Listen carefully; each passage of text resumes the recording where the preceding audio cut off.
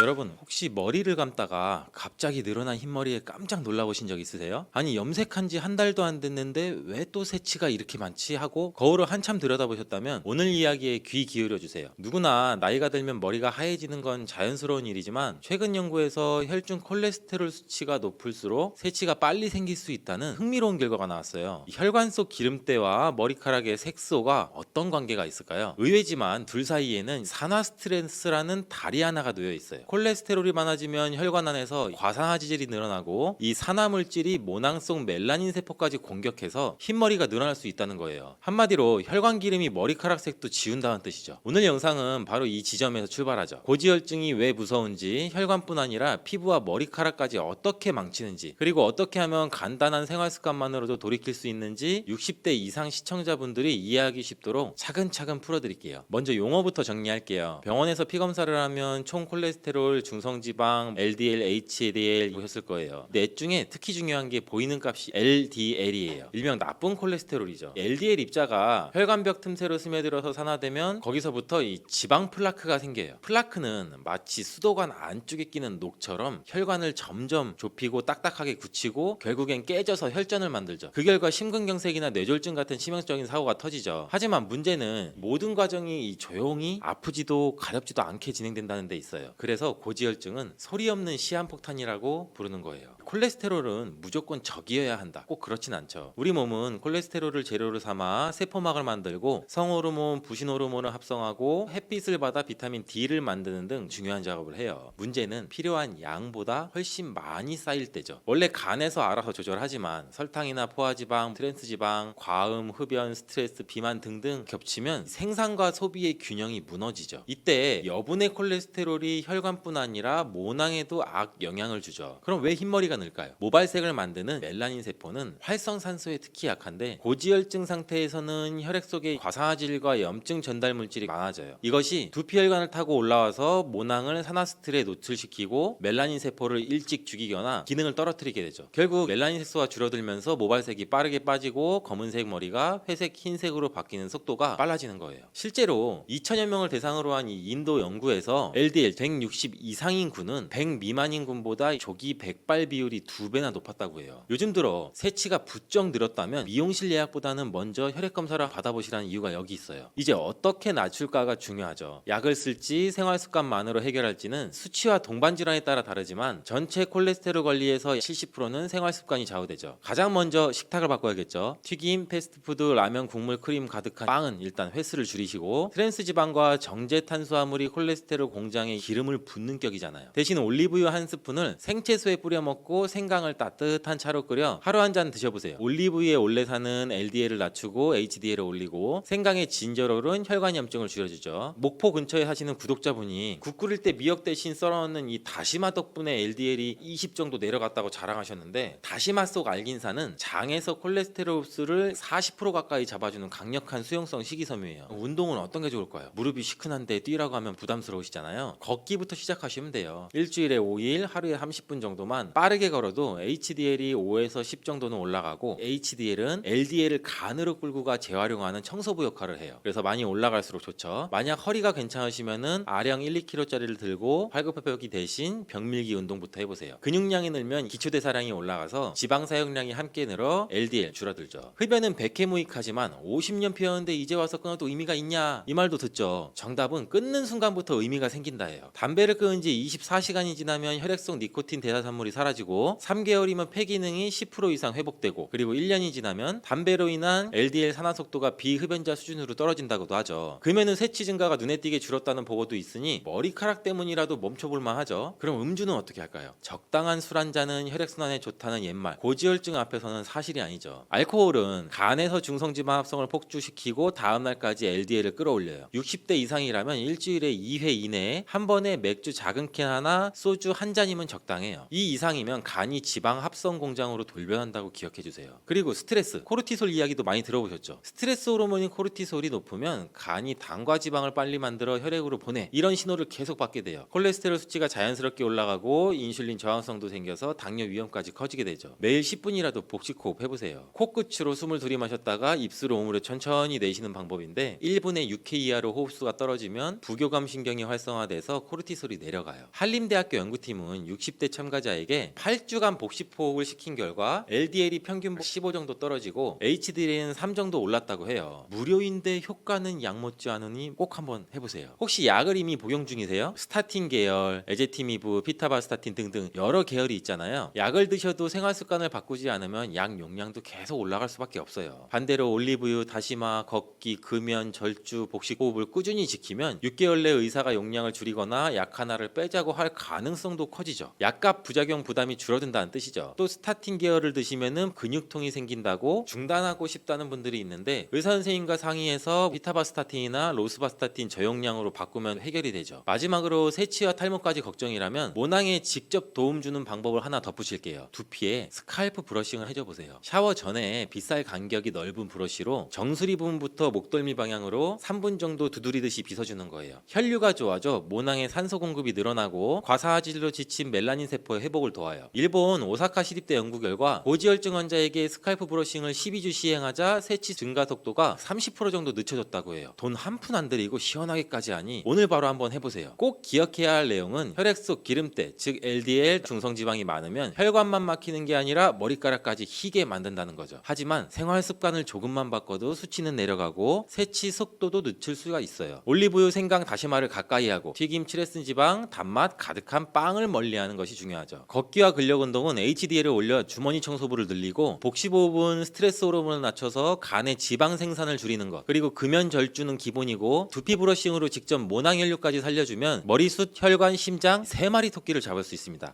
당뇨는 한 번 생기면 평생 약을 먹어야 한다고들 하지만 전문가들은 입을 모아 말하죠. 약에만 의지하면 숫자는 내려가도 몸 자체의 조절력은 떨어진다. 그래서 내 몸이 혈당은 다스리게 만들어야 오래 버틴다. 그러려면 생활습관, 특히 식습관을 먼저 바로잡아야 하죠. 당뇨가 무서운 이유는 혈당이 높다는 것 자체보다 높아진 당이 혈관을 상하게 해서 눈이나 신장, 말초신경을 망가뜨리고 결국 심장, 뇌혈관 질환을 부르기 때문이죠. 그래서 정상 혈당보다 살짝 높은 전 당뇨 단계라도 그냥 넘기면 안 되죠. 공복 혈당이 100을 넘고 식후 2시간 수치가 약 140을 웃돌면 이미 경고등이 한번 켜진 거예요. 다행히 2단계에서 식사와 생활습관을 바꾸면 약 없이도 어느 정도 조절이 가능하죠. 그러면 실생활에서 과연 무엇을 어떻게 바꿔야 될까요? 어렵지 않아요. 3가지만 기억하세요. 첫째, 저녁을 드신 뒤 3시간 이상 물만 마시고 아무것도 드시지 않는 거예요. 이 3시간과 밤잠 7시간을 합치면 우리 몸은 최소 12시간 정도는 쉬게 되는데 그 사이 인슐린도 숨을 돌리고 간과 근육이 쌓인 포도당을 천천히 소모하죠. 이 습관 하나만 들여도 다음날 공복 혈당이 20 정도 뚝 떨어지신다는 분들 많아요. 둘째, 식사를 거꾸로 하시는 거죠. 밥부터 넣지 말고 먼저 채소를, 그 다음 단백질을, 마지막에 탄수화물을 드세요. 채소의 섬유질과 단백질이 위를 가볍게 채워주면 탄수화물이 들어와도 혈당이 천천히 올라가죠. 채소가 없다면 삶은 달걀 한 알이라도 먼저 드세요. 달걀은 완전 식품이라 단백질이 풍부할 뿐 아니라 콜레스테롤 걱정도 크지 않아요. 닭가슴살이나 연두부, 견과류 한 줌도 좋아요. 셋째, 식후 10분이라도 움직이시는 거예요. 엘리베이터 대신 계단을 서너 층 올라가거나 집안을 왕복으로 걸으셔도 되죠. 연구에 따르면 하루 30분을 한 번에 운동하는 것보다 식사 후 10분을 3번씩 움직이는 쪽이 혈당 조절에는 더 효과적이에요. 하체 근육이 혈당을 제일 많이 저장하니 스쿼트처럼 허벅지를 쓰는 동작이면 금상첨화죠. 무릎이 불편하시면 벽에 등을 대고 의자를 이용해 앉았다 일어나기만 해도 충분하죠. 이 3가지 기본기를 깔고 나면 이제 무엇을 먹을까가 남겠죠. 먼저 당을 부드럽게 낮춰주는 착한 식재료부터 알려드릴게요. 삶은 달걀은 들고 다니기 쉽고 포만감이 오래가서 혈당 스파이크를 또 잡아주기가 쉬워요. 두 번째는 당근이에요. 당근은 달콤하지만 섬유질과 비타민, 미네랄이 많아서 당 흡수를 천천히 끌고 가죠. 생으로 씹어도 좋고 생즙으로 갈아도 다른 과일 주스처럼 혈당이 확 오르진 않아요. 세 번째는 미역을 포함한 해조류예요. 미역에 들어있는 알긴산이 탄수화물 흡수를 늦추고 장내 유익균을 늘려 인슐린 저항성을 개선하죠. 국, 무침, 샐러드 어디에 넣어도 맛이 과하지 않아 매일 드시기 좋아요. 네 번째는 통곡물이에요. 흰쌀, 흰 밀가루처럼 속이 비어있는 하얀 탄수화물 대신 현미귀리, 보리 같은 거친 곡물을 40에서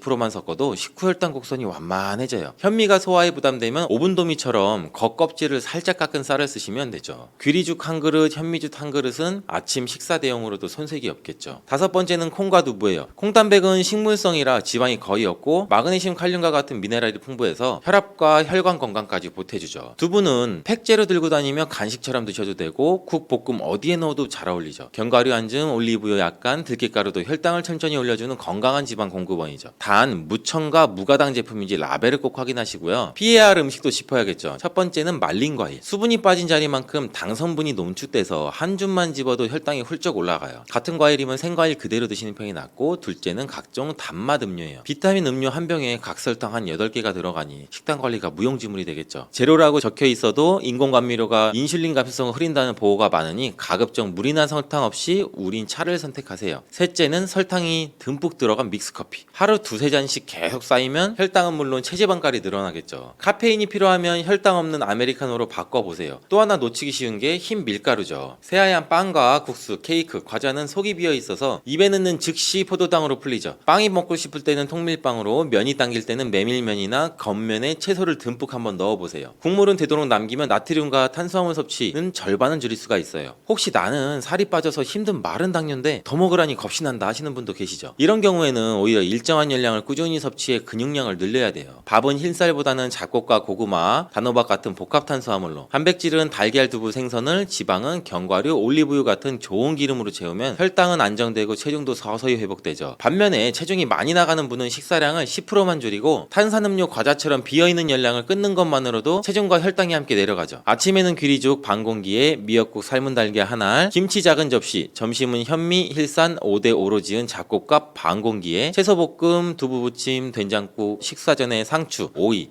몇 개를 속을 달래면 좋겠죠. 저녁은 고구마 작은 거 하나, 구운 생선 토막, 들깨 넣은 미역 무침, 10분 산책, 이렇게만 잡아도 탄수화물, 지방, 단백질 비율이 고루 맞고 나트륨과 당분은 자연스레 줄어들 수가 있겠죠. 혹시 아이고 나는 몇 끼니 밥을 안 먹으면 힘을 없어서 공복이 길어질 수가 없어 하고 걱정하시는 분도 계실 거예요. 사실 12시간 공복은 하루 3끼를 드셔도 충분히 가능해요. 예를 들어 아침 7시에 든든히 잡곡밥을 드시고 점심을 정오쯤, 저녁을 오후 6시 전에 마치면 밤 6시부터 다음날 아침 7시까지가 딱 13시간 공복이 되죠. 정 불안하면 저녁 식사량을 살짝 줄이고 된장국이나 나물 반찬으로 속을 달래보세요. 처음에는 헛해도 일주일만 지나면 속이 편안해지고 새벽에 가슴이 답답해 깨던 증상이 사라졌다는 분들이 많아요. 인슐린이 왜 휴식이 필요할까요? 우리가 음식을 먹으면 소화된 포도당이 혈액으로 들어오고 췌장은 인슐린이라는 열쇠를 내놔 포도당을 세포 속 창고에 넣도록 만들죠. 그런데 하루 종일 간식이 끊이지 않으면 인슐린은 계속 일하게 돼요. 지친 인슐린은 열쇠 구멍을 잘 찾지 못해서 문을 덜 열고 그 결과 혈당이 자꾸 혈관에 남아들게 되는 거죠. 이것이 바로 인슐린 저항성이에요. 그러니 하루 중 일정 시간은 간식도 설탕 한 알도 우유 한 모금도 끊고 인슐린에게 휴가를 줘야 돼요. 식재료를 고를 때도 작은 요령이 있죠. 마트 선반 맨 위함에 아래 칸을 눈여겨보세요. 당뇨 환자에게 좋은 통곡물 무첨가 제품은 광고비가 적어 가운데 칸에는 잘 놓이지 않아요. 포장지에 무가당 저칼로리라고 적혀 있어도 성분표 첫 줄에 액상과당, 말토덱스트린 등등이 보이면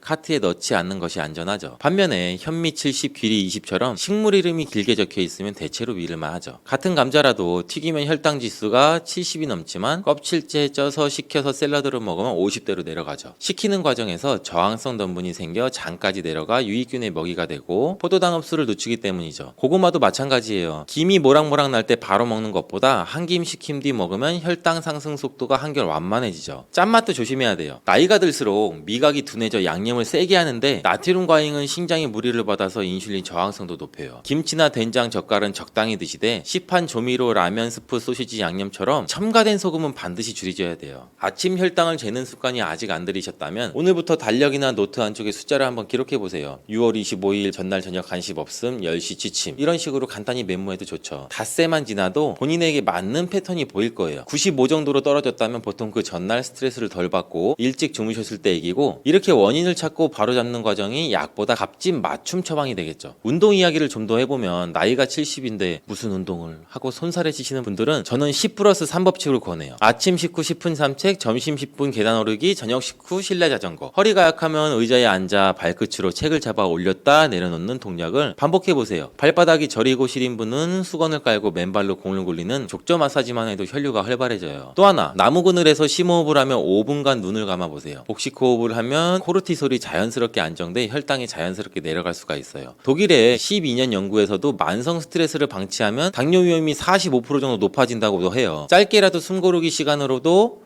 큰 도움이 될 수가 있겠죠. 통밀빵이 당길 때는 삶은 달걀, 채소를 끼워서 샌드위치를 만들고 설탕 없는 머스타드만 살짝 바르시고 이렇게 드시면 10분 산책을 더하면 식후 혈당이 40 정도 덜 오른다는 실험 결과도 있어요. 액상 과당이 들어간 과일만 요구르트, 과일즙, 건강 음료에도 당연히 주의가 필요하고 같은 사과라면 껍질째 천천히 씹어 드시는 편이 훨씬 더 좋고 사과 반 개가 텁텁하다면 땅콩버터 티스푼 하나 곁들이세요. 지방이 당 흡수를 늦추고 포만감을 더해줄 거예요. 집안일도 운동이 되죠. 걸레질, 빨리 넘기, 화분 돌보기, 손주 하나 올리니 전부 유산소의 근력에 해당되죠. 호흡을 3번 길게 내쉬고 천천히 동작을 이어가면 안전하고 효과가 크죠. 이렇게 하루 약 200칼로리만 더 소비돼도 한 달에 체지방이 1kg 이상 줄어들겠죠. 약은 사다리예요. 혈당이 매우 높을 때는 사다리를 붙잡고 빨리 내려오는 게 맞지만 내려온 뒤에는 생활 습관이 초석을 다져 다시 매달리지 않아도 되도록 해야 되죠.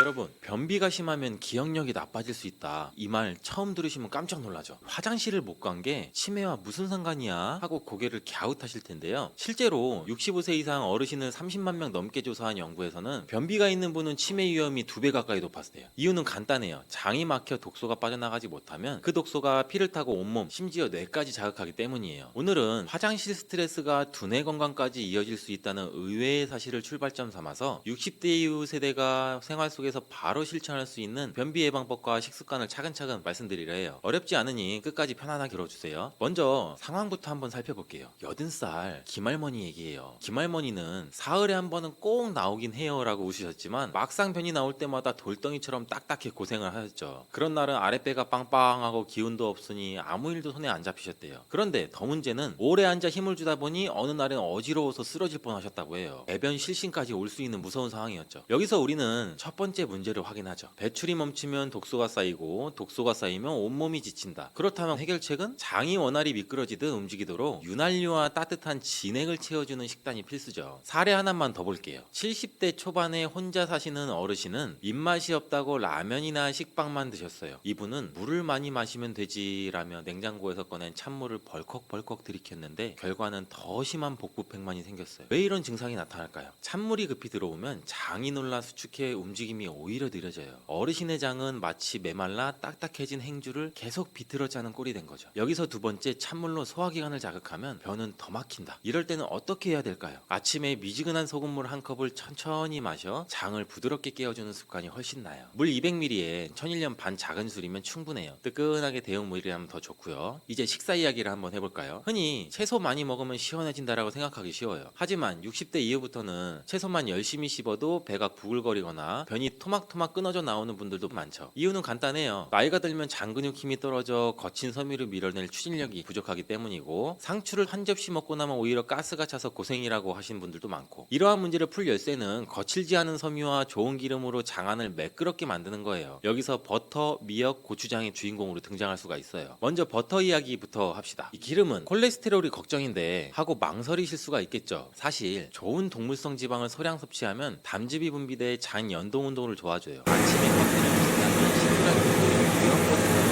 방탄커피라고도 부르는데 갑자기 많이 넣으면 설사할 수 있으니 처음에는 티스푼 하나부터 시작해요. 커피를 못 드시는 분은 간장 버터밥이 대안이죠. 따뜻한 밥 한 공기에 버터 한 숟갈, 간장 반 숟갈 넣어 비벼 드셔보세요. 짭짤한 간장은 장벽에 기상난파를 올려주고 버터는 기를 미끄럽게 문질러주죠. 실제로 75세 송할머니는 이 메뉴를 아침으로 1, 2주간 드셨더니 딱딱하던 게 바나나처럼 부드러워졌다고 하셨어요. 다음은 고추장이에요. 고춧가루의 매운맛이 혈관과 장을 데워줘요. 매운 건 속 쓰려서 못 먹어 하시는 분들도 계시지만 티스푼 하나 정도만 반찬에 곁들이면 배를 따뜻하게 데우고 소화액 분비를 도와 변이 움직이도록 자극해 줄 수도 있어요. 특히 복부가 차고 배가 자주 더부룩한 분들께는 추천드리고 68세의 전남 광양에 사는 오할아버지는 된장찌개보다 고추장 찍은 오이 안주하기 화장실 가는데 더 직방이다 라고 경험담을 들려주셨어요. 세 번째는 미역이에요. 미역은 거친 껍질 섬유 대신 미끌미끌한 젤 섬유가 풍부해서 변에 수분을 끓여 띄워드리는데 탁월하죠. 무엇보다 국물과 함께 섭취할 수 있으니 자연스럽게 수분도 보충되고, 실제로 미역국을 일주일에 3번 정도 끓여 드시니 별다른 약 없이도 변이 부드러워졌다고 경험담을 이야기하시는 분들도 꽤 있어요. 또 미역을 초고추장에 살짝 묻혀 드시면 고추장이 식초랑 시너지를 일으켜 장이 더욱 활기를 뜨니 금상첨화겠죠. 단, 짜게 드시는 분이라면 김이나 미역을 충분히 물에 불러 염분을 빼고 드세요. 지금까지는 무엇을 먹을까였지만 어떻게 먹을까도 빼놓을 수 없겠죠. 첫째, 찬물 대신 따뜻한 수프처럼 먹는다. 시리얼이나 빵말 드시는 분들이라면 아침 식사에 귀리죽, 들깨죽처럼 부드러운 묽은 음식을 한 사발 넣어보세요. 씹기 힘든 분들한테도 좋고 따뜻한 온기가 장을 풀어줘요. 둘째, 씹는 횟수를 늘려서 침샘을 자극한다. 30회 이상 천천히 씹으면 침속 소화 효소가 미리 작동하고 장 부담이 크게 줄어들어요. 셋째, 묵직한 한 끼보다 세끼 소식. 우리 장은 나이가 들수록 긴 휴식 시간이 필요해요. 아침, 점심, 저녁을 규칙적으로 챙기되 스스로 70%만 채운다 생각하시고 젓가락을 한번 내려보세요. 배가 너무 불러서 장이 처지면 연동운동이 둔해져요. 여기서 또 하나, 나는 물만 많이 마시면 빨리 내려갈 줄 알았는데 하고 궁금해하실 수 있어요. 과도한 수분은 오히려 몸을 차게 하고 얼굴다리의 부종을 이야기할 수가 있죠. 하루 1.5에서 2리터 정도면 충분하고 한 번에 벌컥이 아니라 조금씩 나눠 마시는 편이 좋아요. 특히 커피나 홍차 같은 카페인은 이뇨작용이 굉장히 강해서 탈수를 일으키니 커피 4잔 대신 물 3잔 원칙을 기억하시면 좋겠습니다. 지금부터는 실전 꿀팁이에요. 첫째, 발판 활용법. 변기에 앉을 때 15cm 정도 되는 발 받침대를 두시면 무릎이 배꼽보다 살짝 올라가면서 직장이 일직전이 되죠. 실제로 화장실에서 오래 앉아 힘을 주어 변을 보시던 60대 여성이 발판 하나로 변 보는 시간이 절반으로 줄었다고 본인의 경험을 얘기하는 것도 듣기도 했죠. 둘째, 대장 셀프 마사지예요. 오른쪽 아랫배에서 시작해 갈비뼈를 따라서 왼쪽으로 그리고 왼쪽 아랫배까지 둥글게 시계 방향으로 손바닥으로 돌려주세요. 아침에 침대에서 일어나기 전 3분만 해도 효과가 커요. 셋째, 복식호흡이죠. 코로 숨을 들이마시며 아랫배를 풍선처럼 부풀렸다가 내쉴 때는 풍선 절반만 남기고 갈비뼈를 살짝 조이듯 숨을 빼세요. 이렇게 보압이 유지되면 항문은 열리고 장은 부드럽게 눌려 자연 배변을 도와주죠. 영양제를 챙기신다면 산화마그네슘이나 비타민C 고용량이 변을 부드럽게 해준다는 연구도 많아요. 반대로 철분제, 칼슘제, 고단백 파우더를 과다하게 복용하면 변비가 악화될 수가 있겠죠. 약을 드셔야 하는 상황이면은 약사님이나 의사와 상담해 변비를 완화할 대책을 함께 세워두세요. 나는 약보다는 음식으로 해결하고 싶다면 오메가3 지방산이 풍부한 고등어, 들기름 등을 주 3회 이상 챙기시기도 권해드려요. 그래도 내가 제대로 소화하고 있는지 잘 모르겠다 싶으면 옥수수 통조림 테스트를 해보세요. 점심 통조림 옥수수 한 그릇을 먹고 알맹이가 며칠 후에 변에 섞여 나오는지를 관찰하는 거예요. 2, 3일 안에 대부분 빠져나오면 대장 통과 시간은 정상 범위, 4일을 넘어가면 장 운동이 다소 느린 편이라고 볼 수 있죠. 가족과 동시에 해보면 더 객관적으로 비교할 수 있으니 재미삼아 도전해보세요. 그리고 언제 병원을 가야 하는지도 알아두셔야 되죠. 매일 보더라도 변이 연필처럼 가늘거나 검은색 선혈이 물어 나올 때, 복통이 새로 생기고 체중이 급격히 줄 때는 꼭 전문의 상담을 받으셔야 되고, 또 70대 이후 처음이라도 대장 내시경 검사를 해두면 용종이나 협착 같은 구조적 문제를 조기에 발견해 수술 없이 해결할 확률이 높죠. 실제로 68세 여성 환자 한 분은 왼쪽 대장에 협착이 있었는데 단순 변비라고 생각해 미루시다가 장 폐색 직전까지 가서 악화된 뒤에야 수술로 해결한 경우도 있었어요. 노인 변비는 단순히 불편함에 그치지 않고 실신이나 장 폐색 심하면 치매 위험까지 높일 수 있는 중요한 건강 신호예요. 거친 채소만 많이 먹자는 옛 관념에서 벗어나 버터나 고추장, 미역처럼 장을 미끌거리게 하고 장을 깨워주는 음식과 따뜻한 소금물, 규칙적인 식사 시간을 통해 장 속에 진액과 윤기를 한번 채워줘 보세요. 발판, 마사지, 복식호흡 같은 작은 습관이 약보다 강력한 처방이 될 수가 있죠. 무엇보다 오늘 화장실에서 편안했는가를 매일 스스로 한번 체크하신다면 장도 뇌도 더 오래 건강할 수가 있겠죠. 건강검진 항목이 이것저것 많은데 그 많은 검사를 정말 다 해야 될까요? 사실 의사들은 잘 받지 않는 검사도 있고 반면에 꼭 받아야 하는 검사도 있죠. 또한 건강검진을 받긴 받아야 되는데 병원 가기를 망설이는 이유는 생각보다 많아요. 피만 봐도 어질어질한 공포, 검사 비용이 만만치 않을까 하는 걱정, 혹시나 큰 병이 발견돼 가족들에게 짐이 되지 않을까 하는 두려움. 여기에 나는 특별히 불안한 데 없는데 라는 자기 합리화까지 겹치면 검진 문자는 그대로 잊혀지기 필수죠. 저 역시 피검사 바늘도 싫고 예약도 뒤로 미뤄본 적도 있고 충분히 공감하죠. 그런데 시간을 끄는 동안 몸속 어딘가에서 빠르게 다니는 열차 같은 병이 조금씩 커지고 있을지도 몰라요. 막상 증상이 느껴질 때는 이미 종착역이라는 이야기도 많죠. 그래서 건강검진이 왜 망설여지는지를 먼저 이해하고, 그럼에도 꼭 받아야 되는 건강검진과 받지 않아도 되는 건강검진 이야기를 해보죠. 우선 검진의 심리 장벽부터 한번 살펴볼게요. 첫째, 두려움. 혹시 암이라도 나오면 어떻게 하는 공포죠. 막상 큰 병이 발견되면 치료비나 간병 문제로 삶이 송두리째 흔들릴 것 같아 도망치고 싶어지죠. 둘째, 번거로움. 금식이나 내시경약, 출혈 위험 설명서까지 절차가 복잡하니 다음 달에 해야지 하고 미루죠. 셋째, 비용 부담. 무료라더니 선택 검사 붙이니까 기본 50만 원이 훌쩍 넘네 라는 경험담이 또 겁을 주죠. 넷째, 나는 괜찮다라는 착각. 평소에 크게 한번 아픈 적도 없고 아침마다 동네 한 바퀴도 도니 난 아직 청춘이야라고 여기시는 분도 많아요. 다섯 번째, 검사 자체가 공포. 내시경 튜브, MRI 기계 소음, 조영제, 열감 등등 생각만 해도 진땀이 난다는 분들이 계시잖아요. 자, 여기까지가 우리 모두 공감하는 검진 회피 5대 이유예요. 이런 망설임이 늘 나만 그런가 하는 죄책감을 낳는데 사실은 보편적인 감정이니 스스로 탓하지를 마세요. 대신 그래도 왜 검진을 해야 하나라는 질문으로 다음 단계로 한번 가볼게요. 우리가 꼭 검진을 받아야 하는 결정적인 이유는 일상생활에서 느끼기 애매한 작은 불편이 생명을 위하는 큰 질병의 초기 신호일 수 있기 때문이죠. 구체적으로 5가지 사례, 아니 한 가지 더 못해 6가지 사례를 말씀드릴게요.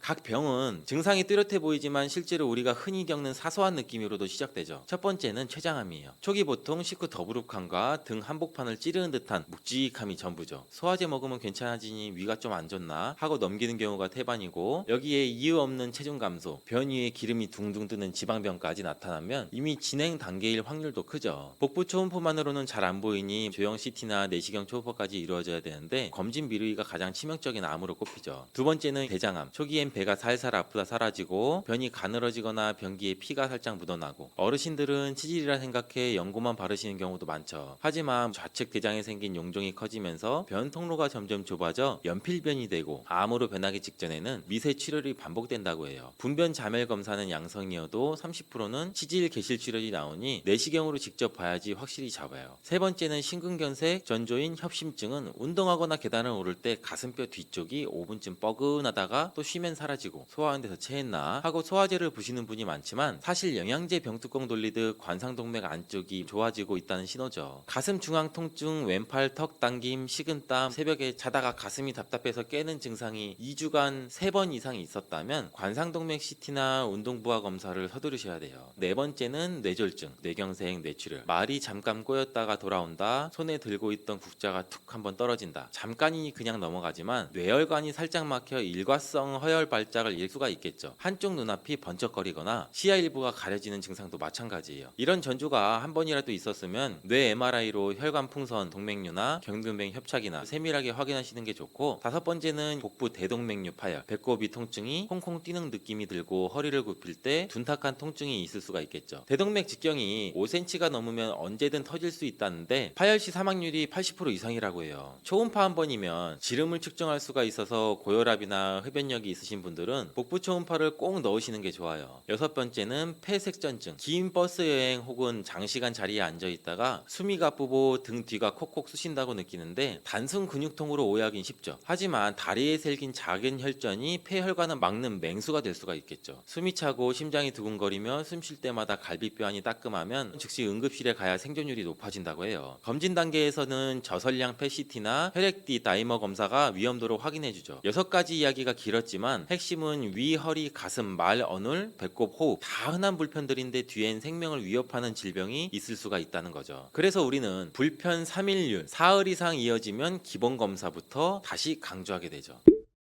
이제 실전 검진 항목을 한번 정리해 볼까요? 필수 7종 세트만 기억해 두시면 돼요. 위 내시경 2년 1회, 속쓰림 가족력이 있으면 매년, 대장 내시경 5년 1회, 용종 가족력 혈변이 있으면 3년, 복부 초음파 12년에 1회, 갑상선 초음파 3년에 1회, 뇌 MRA 60대에 1회, 고혈압 흑연 가족력이 있으면 5년 뒤에 재검, 질식이나 유방 초음파, 난소 자궁 치밀 유방 체크 23년에 1회, 여성분들에 해당되고요. 저설량 PET-CT 30년에 1회, 흡연력은 매년 아니면 2, 3년에 1회. 여기에 심전도, 혈압, 공복 혈당, 지질, 신장 간 수치는 국가검진 기본 혈액 소변으로 충분하다고 하고, 그렇다면 굳이 안 해도 되는 검사는 PET-CT, 조영제 없는 복부 CT, 전신 MRI 패키지, 각종 관절 MRI, 무증상 침당 초음파가 대표적이에요. 고급 검진이라는 말에 솔깃할수록 방사선, 조영제 비용, 가짜 양성 스트레스를 같이 떠안게 되죠. 검사를 받을 때는 시기, 준비, 사후 관리 3가지를 한번 기억하세요.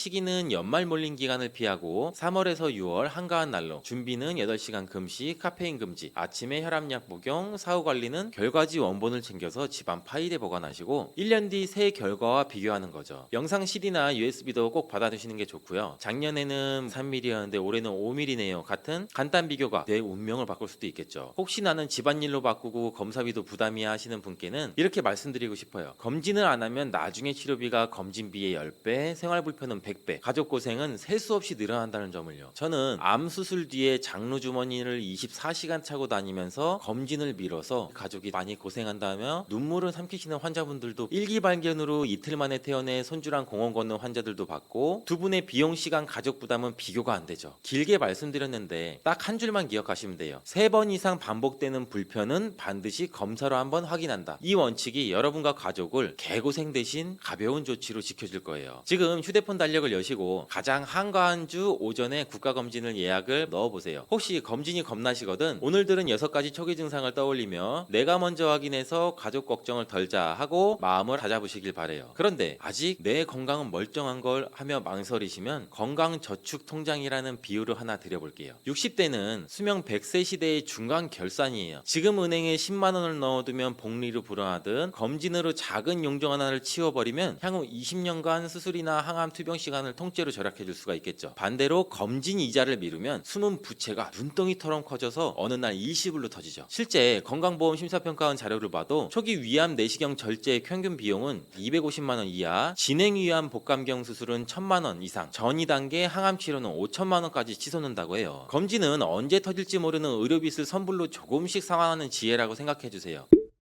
그래도 내시경이 양맛이 고역이고 MRI통 소리가 무섭다는 분들께 편익 꿀팁을 6가지 드릴게요. 첫째, 수면 내시경은 약이 무섭다기보다는 공복 탈수에 취약하니 전날 저녁 미음 한 컵으로 저혈당을 예방하세요. 둘째, 내시경 전 장 세정대는 얼음물에 타면 단맛이 줄어들어 훨씬 더 먹기 쉬워요. 셋째, MRI 공포증은 귀마개나 아이 마스크, 심호흡, 의학적으로 증명된 완화법이라고 해요. 넷째, 가격 걱정은 공단 제공 기본 봉사에 복부, 갑상선, 초음파만 추가해도 대다수 질병을 걸을 수가 있어서 20만 원 선이면 충분해요. 다섯째, 결과 듣기 무서워하시죠? 정상이면 축하 파티, 이상이 있으면 조기 치료라는 둘 다 이득이라는 사실을 기억하세요. 여섯 번째, 동네 병의원부터 검진 내용을 공유하면 향후 약 처방 진료 연계가 빨라져 불필요한 중복 검사를 막을 수가 있어요.